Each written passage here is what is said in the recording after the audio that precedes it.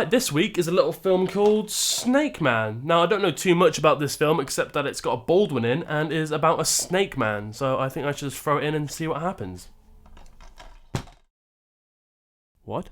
What the hell kind of menu is this? I've never seen anything like this in my life. This has got to be the cheapest, laziest DVD menu I've ever seen. Well, if they can't be bothered to make a DVD menu, I wonder what the rest of the film's going to look like. Well, Timothy, let's see what treasure you found. In the centre of the Amazon, some scientists have found a sarcophagus that contains the remains of a man who's believed to have been 300 years old when he died. This causes them to believe that they may be on the path to discovering the secrets of eternal youth. They immediately send out another team of personnel led by Dr. Susan Elters and Dr. Rick Gordon to go and solve the mystery. Stephen Baldwin shows up as a super good guy pilot who will take them to their destination. Why are you late? I was a little busy. One of the local kids had been mauled by a jaguar and needed to be airlifted to one of the hospitals. Call crucifix. They get taken out by a storm and crash land in the heart of the Amazon jungle. Meanwhile, the dig site has a few issues of its own due to the presence of a giant snake.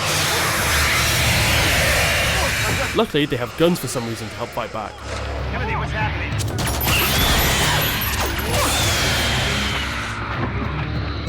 Timothy, come in. Timothy?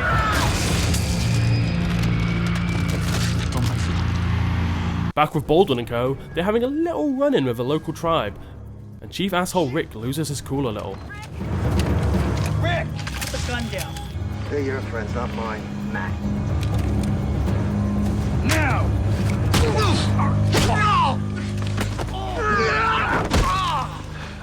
I don't understand why everyone needs guns. Who decides to bring guns on a scientific expedition? After everyone chills out, they wander around the jungle, get attacked by a snake every now and again.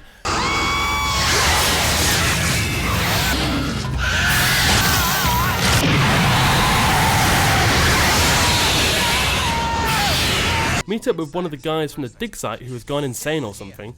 What the hell happened to you? And Stephen Baldwin gets bitten by one of the smaller kinds of snake. Until eventually they all end up in a tribal village for various reasons. Susan sneezes on this boy for some reason, and he becomes very ill. She treats him, and luckily he recovers just before she's about to be sacrificed.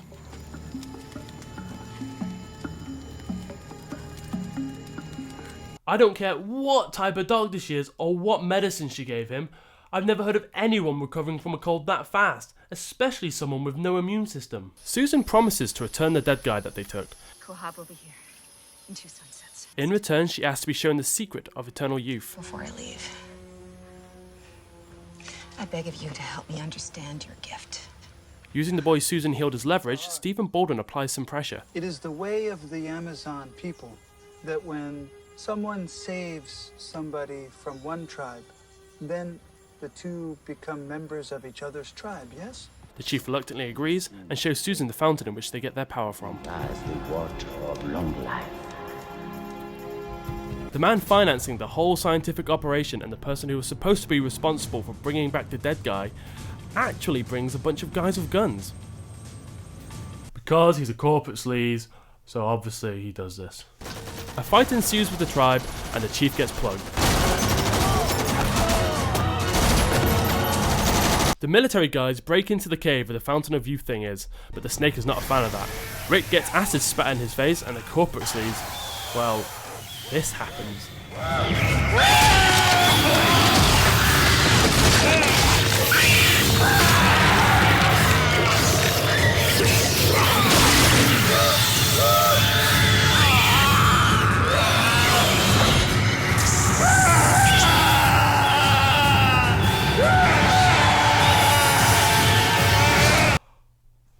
Tell me that's not the best death you've ever seen in your life, ever.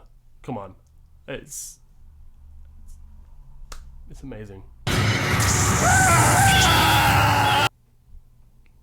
It's beautiful. The film ends with Susan deciding not to share the secrets of the fountain with the rest of the world. Stays here, where it belongs. And a little smooch. Also, the snake gets a bit pervy and then it ends.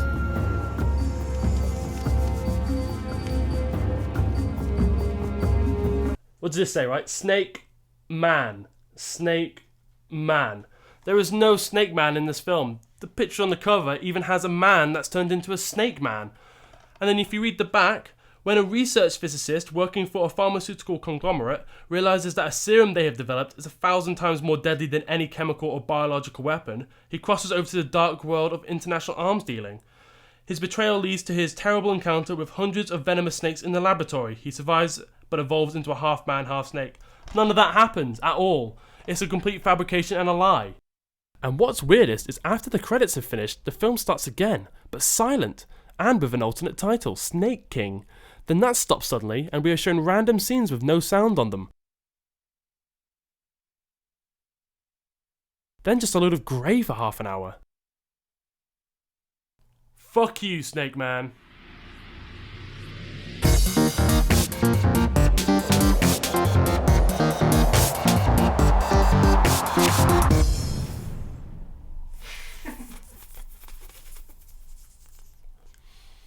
I'll do another one.